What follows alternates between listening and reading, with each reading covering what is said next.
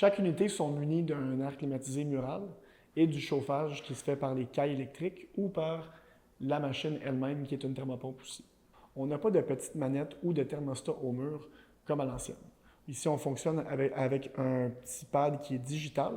On va vous expliquer chaque fonctionnement étape par étape, bouton par bouton. Donc, le bouton pour l'allumer et l'éteindre se trouve ici. On a plusieurs modes. Le mode le plus important est le mode auto, qui est représenté ici par le petit logo automatique, qui s'ajuste automatiquement le chauffage et la climatisation pour maintenir la température désirée. En été, vous pouvez aussi sélectionner le mode cool, qui est identifié par un petit flocon de neige.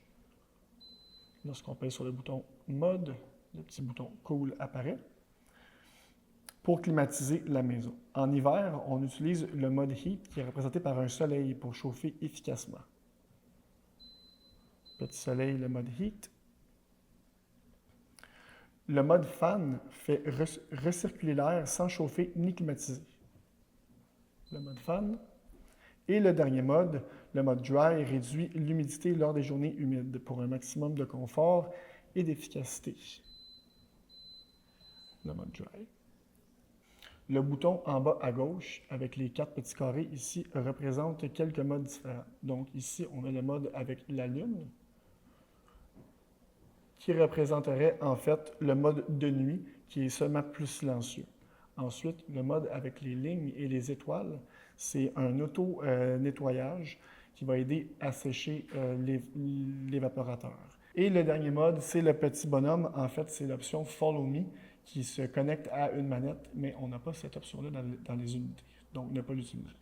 L'autre petit bouton ici, avec le logo de la fan, c'est pour la force de l'air qui va être poussé. Donc, on a 3 forces avec les petites lignes ici qui vont apparaître. Ou on a le mode automatique aussi, qui va gérer lui-même sa vitesse. Par contre, lorsqu'on est en mode automatique, on ne peut pas régler la force de la fan. Ensuite, les 2 petites flèches ici, c'est pour soit chauffer ou climatiser. Donc, lorsqu'on est en mode auto, on peut seulement monter les flèches et on va voir la température désirée. Après quelques secondes, vous allez voir la température ambiante apparaître. Même chose si on descend. Si on a une température désirée à 18, on va voir qu'il fait 24 présentement, mais qu'il va vouloir atteindre son 18 prochainement. Même chose dans tous les modes. Le bouton ici, c'est pour en fait l'angle des bavettes. Donc, c'est pour voir où est-ce que l'air va pousser si vous voulez qu'elle soit automatique, qu'elle bouge de haut en bas, ou dans une position plus stable, on repèse dessus et ça va l'arrêter. Ici, on a un mode timer. Donc, lorsqu'il fait trop chaud ou il fait trop froid, puis vous lui donnez un petit boost ou vous voulez aller dormir, on met un timer pour régler le temps. On va jouer avec les flèches ici. Ça se monte par période de 30 minutes. Et pour accepter, on va peser sur le bouton ici.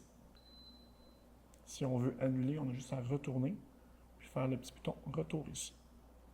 En conclusion, pour vous rendre la vie la plus simple possible, on va le mettre en mode automatique et puis simplement descendre ou monter pour la température désirée. Puis la température ambiante de votre unité va s'ajuster directement avec ce que vous avez demandé. La thermopompe va chauffer jusqu'à moins 18 et les calorifères vont embarquer eux-mêmes pour avoir la bonne température désirée. Donc, inquiétez-vous pas, il n'y a pas de thermostat, il n'y a pas de piton, tout se contrôle directement de là. Encore une fois, je recommande le mode automatique, ce qui est plus facile pour tout le monde.